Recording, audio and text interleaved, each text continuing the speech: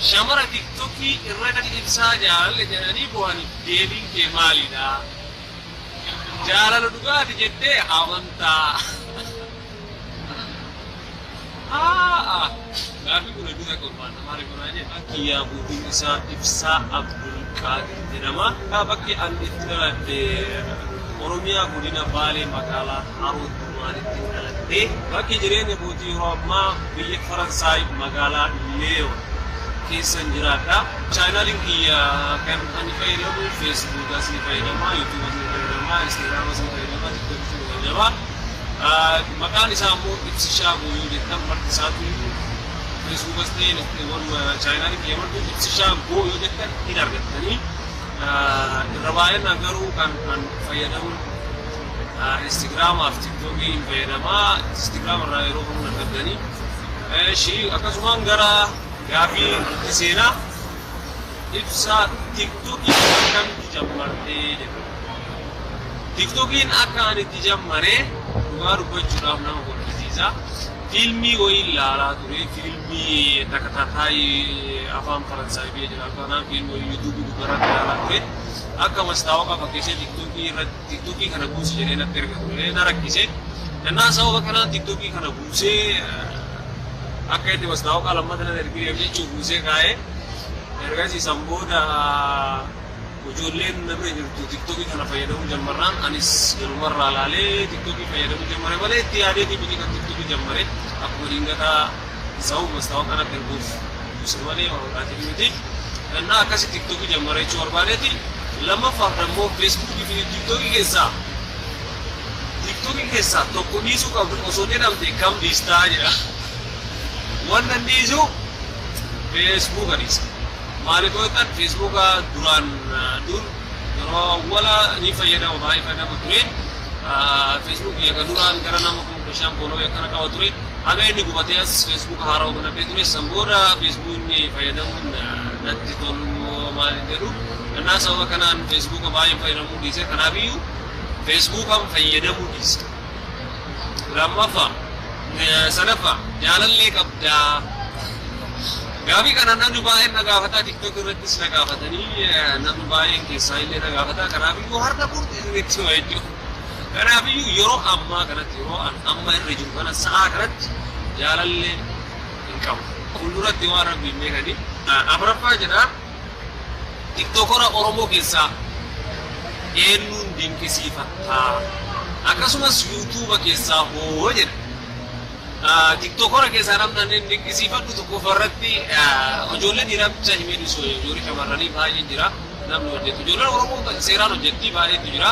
Garuu namni ijoollee shamarranii waan baay'ee taateef kan dhiiraa bicha nama tokko lama isinitti himuu danda'a.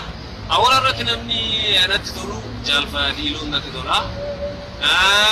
Baduun natti hin tola. Yeruma namni warra dhiiraa keessaa baay'ee dinqisiifadhaa garuu yeruma dinqisiifadhaa. Kan shamarranii ammoo silaanarra taree bareedaa. Ijoollee baay'ee jira jechuudha. Ijoolleen baay'ee jira seeraan hojjetu ijoolleen Oromoo shamarranii. Kanaafiyyuu nama baay'ee dinqisiifadhaa kan shamarranii deebisuu barbaadu. YouTube keessaa ammoo kan jedhu YouTube keessaa dhugaa argadhe. Ridii Maankush. Isas hedduu takka dinqisiifadhaa. Sadarkaa tokkoffaa kennaafi lammaffaa immoo Ibsaa Obsee ijoollee keenya akka jiraatu jara lammiin illee hedduu YouTube mandaleetiin jara kanneen seeraan dinqisiifadhaa. Shanaffaa irratti ammoo wanni jedhu shamara TikTokii irratti ibsaa jaalalli jedhanii bu'anii deebiin kee maalidha? Jaalala dhugaati jettee amantaa.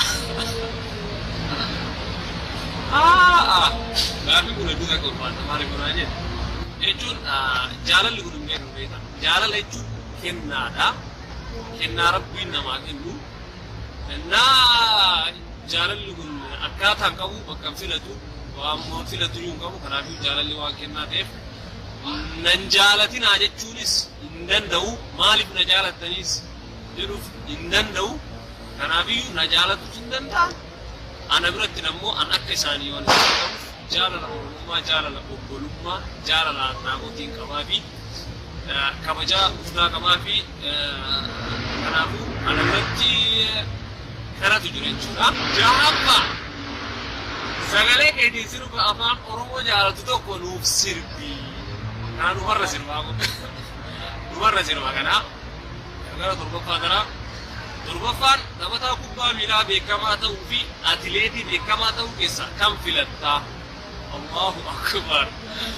Taphataa kubbaa miilaa ta'uu fi maaliif hojjetan waasii hedduun takka lafa hedduu takka irratti tolaa hedduu takka irratti dheeraa.